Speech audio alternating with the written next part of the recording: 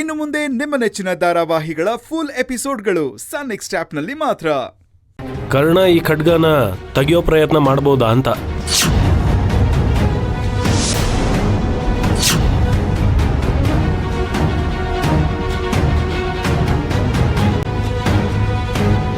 ಅದ್ ಹೇಗಾಗತ್ತೆ ಅರ್ಚಕ್ರೆ? ಯಜಮಾನ್ರೆ, ಈ ಖಡ್ಗಾನ ಸೂರ್ಯವಂಶದವ್ರು ಬಿಟ್ರೆ ಇನ್ಯಾರು ಮುಟ್ಟೋ ಆಗಿಲ್ಲ ಅಲ್ವಾ? ನಿಜ, ಹಾಗಂತ ಕಟ್ಟಳೆ ಇದೆ.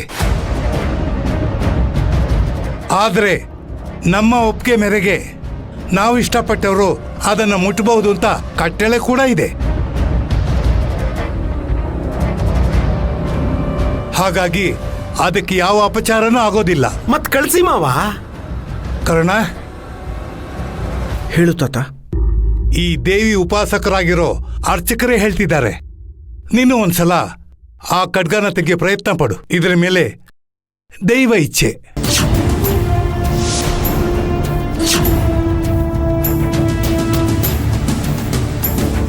ಆಗ್ಲಿ ತಾತ, ಆಶೀರ್ವಾದ ಮಾಡು. ಒಳ್ಳೇದಾಗ್ಲಿ.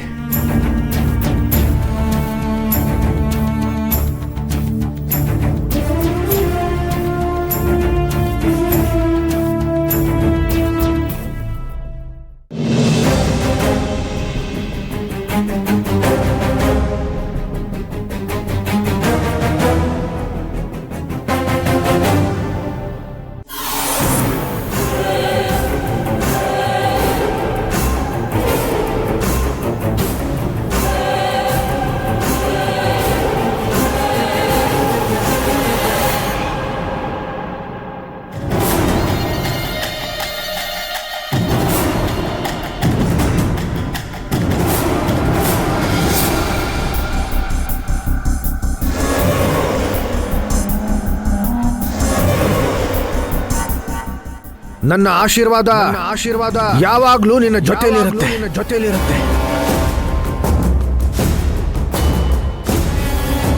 ನಿನಗೆ ಒಳ್ಳೇದಾಗ್ಲಿ. ಜೈ ಸೂರ್ಯ ಚಕ್ರೇಶ್ವರಿ.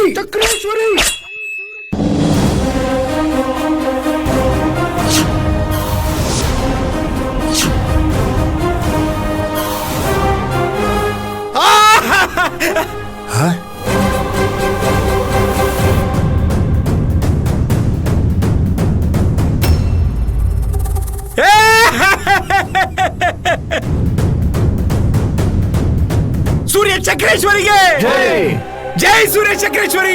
ಸೂರ್ಯ ಚಕ್ರೇಶ್ವರಿ ಪುತ್ರ ಕರ್ಣನಿಗೆ ಜೈ. ಸೂರ್ಯ ಚಕ್ರೇಶ್ವರಿ ಪುತ್ರ ಕರ್ಣನಿಗೆ ಜೈ.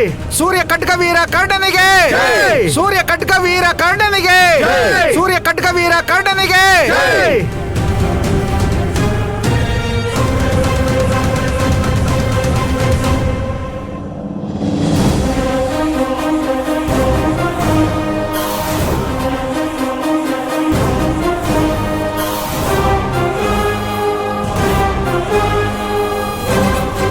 ನಾನು ಹೇಳಿಲ್ವಾ ಯಜಮಾನ್ರೆ, ಈ ಖಡ್ಗಕ್ಕೂ ಕರ್ಣಂಗೂ ಏನೋ ಒಂದು ನಂಟಿದೆ ಅಂತ?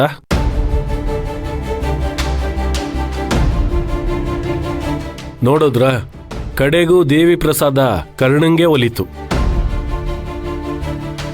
ಇದೇನು ಪವಾಡ ತಾಯಿ ನಿಂದು? ನಿನ್ನ ಇಚ್ಛೆ ಏನಿದೆ ಅಂತ ಗೊತ್ತಾಗ್ತಾನೆ ಇಲ್ವಲ್ಲ. ಸೂರ್ಯವಂಶದ ರಕ್ತಕ್ಕೆ ಒಲಿದೇ ಇರೋ ಈ ಖಡ್ಗ ಹೇಗೆ ಇವನ ಪಾಲಾಯ್ತು ಅಂತ ಗೊತ್ತಾಗ್ತಾನೆ ಇಲ್ವಲ್ಲ.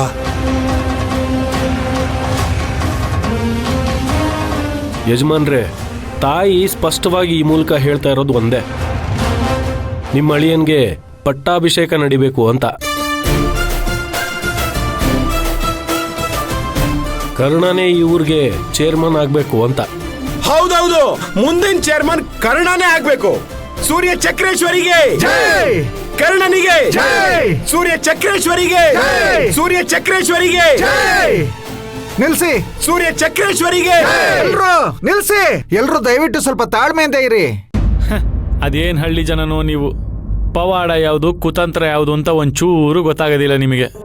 ಇರ್ಲಿ, ಈ ಹಳ್ಳಿಲಿ ಇದೆಲ್ಲ ಕಾಮನ್. ಖಡ್ಗ ತನಗ್ತಾನೇ ಕಳೆದೋಯ್ತು, ತನ್ನಂತಾನೇ ಸಿಕ್ತು ಅಂದಾಗ್ಲೇ ನನಗೇನೋ ಅನುಮಾನ ಬಂತು. ಯಾವಾಗ ಈ ಕರ್ಣ ತನ್ನ ಕೈಯಾರೇ ಈ ಖಡ್ಗನ ತೆಗೆದ್ನೋ ಆಗ ನನ್ನ ಅನುಮಾನ ಇನ್ನೂ ಗಟ್ಟಿಯಾಯಿತು.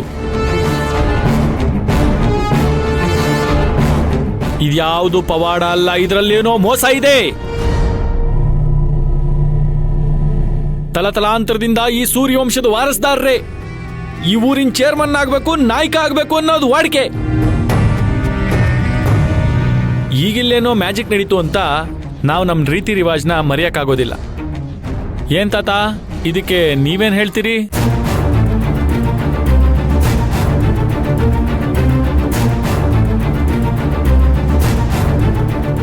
ಹೌದು, ನಾವು ಈ ರೀತಿ ರಿವಾಜ್ನ ಮುರಿಯಕ್ಕಾಗಲ್ಲ. ಆದ್ರೆ ಆ ದೇವಿ ಆಜ್ಞೆನೆ ಬೇರೆ ಇದೆಯಲ್ಲ ಯಜಮಾನ್ರೆ. ಹೌದು, ಕರ್ಣಂಗೆ ಪಟ್ಟಾಭಿಷೇಕ ಆಗ್ಬೇಕು, ಕರ್ಣಂಗೆ ಪಟ್ಟಾಭಿಷೇಕ ಆಗ್ಬೇಕು, ಕರ್ಣಂಗೆ ಪಟ್ಟಾಭಿಷೇಕ ಆಗ್ಬೇಕು, ಕರ್ಣಂಗೆ ಪಟ್ಟಾಭಿಷೇಕ ಆಗ್ಬೇಕು. ನಿಲ್ಸಿ ಅಲ್ರಪ್ಪ, ಈಗ ನಡೆದಿರೋದನ್ನ ಏಕಾಏಕಿ ಏನು ಎತ್ತ ಅಂತ ವಿಚಾರಣೆನೆ ಮಾಡ್ದೆ ನೀವುಗಳು ಸುಮ್ನೆ ಜೈಕಾರ ಹಾಕ್ಬಿಟ್ರೆ ಆಗೋ ಕೆಲ್ಸನೂ ಹಾಳಾಗತ್ತೆ. ಅಲ್ಲಪ್ಪ ಕರ್ಣ, ಮೊದ್ಲೇ ನೀನು ನಾಟಕ ಆಡಕ್ ಬಂದವನು, ಈಗಿಲ್ಲೇನು ಗಿಮಿಕ್ ಮಾಡಿದ್ಯಾ ಅಂತ ಸ್ವಲ್ಪ ಬಾಯ್ಬಿಟ್ಟು ನೀನೇ ಹೇಳ್ಬಿಡಪ್ಪ. ಲಾಯರ್ ಅಂಕಲ್, ನಿಮ್ಮ ಕ್ರಿಮಿನಲ್ ಬುದ್ಧಿನ ನಮ್ಮ ಹತ್ರ ತೋರ್ಸೋದಕ್ ಬರ್ಬೇಡಿ. ಈ ಗಿಮಿಕ್ ಮಾಡೋದೇನಿದ್ರು ನಿಮಗ್ ಸೂಟ್ ಆಗತ್ತೆ, ನನ್ ಗಂಡಂಗಲ್ಲ. ನನ್ನ ಗಂಡ ಈಗ ಸಂಬಳಕ್ಕೋಸ್ಕರ ನಿಮ್ ಹತ್ರ ಕೆಲಸ ಮಾಡ್ತಿಲ್ಲ, ಅದನ್ನ ನೆನ್ಪಿಟ್ಕೊಳ್ಳಿ. ಸತ್ಯ, ಧರ್ಮ, ನ್ಯಾಯದ ದಾರಿನಲ್ಲಿ ನಡೀತಿರೋದಕ್ಕೆ ಈ ಪವಾಡ ನಡೆದಿತ್ತು. ನನ್ನ ಕರ್ಣ ಆ ಕರ್ಣನಷ್ಟೇ ಸ್ವಾಭಿಮಾನಿ. ಇಷ್ಟಕ್ಕೂ ಪಟ್ಟಾಭಿಷೇಕ ನಡಿಲೇಬೇಕು ಅಂತ ಹಠ ಹಿಡ್ದಿರೋದು ನಾವ್ಯಾರು ಅಲ್ವಲ್ಲ, ನಿಮ್ಮ ಮುದ್ದಿನ ಮಗಳೇ. ಆ ವಿಷಯ ಇಲ್ಲಿಗೆ ಬಂದ್ಮೇಲೆ ನಮ್ಮೆಲ್ರಿಗೂ ಗೊತ್ತಾಗಿದ್ದು. ಇಷ್ಟು ಚಿಕ್ಕ ಸಮಯದಲ್ಲಿ ಎಲ್ರೂ ಮುಂದೆ ನನ್ ಗಂಡ ಹೇಗ್ ಗಿಮಿಕ್ ಮಾಡೋದಕ್ ಸಾಧ್ಯ? ಒಬ್ರ ಮೇಲೆ ಅಪವಾದ ಹೊರಿಸೋದಕ್ಕೂ ಮುಂಚೆ ಕಾಮನ್ ಸೆನ್ಸ್ ಅಂತಾರಲ್ಲ, ಅದನ್ನ ಯೂಸ್ ಮಾಡಿ.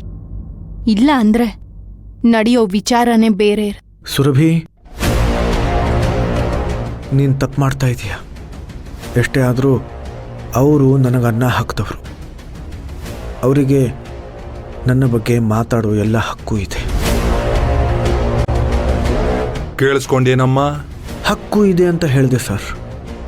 ಹಾಗಂತ ನೀವು ಹೇಳಿದ್ದೆಲ್ಲ ಸರಿ ಅಂತ ನಾನು ಹೇಳ್ತಾ ಇಲ್ಲ. ನಿಮ್ಮ ಪ್ರಕಾರ ಇಲ್ಲಿ ನಡೆದಿದ್ದು ನಾಟಕ ಆಗಿರಬಹುದು, ಆದರೆ ನನಗೆ ಆ ದೇವಿ ಆಶೀರ್ವಾದ ಸಿಕ್ತಲ್ಲ,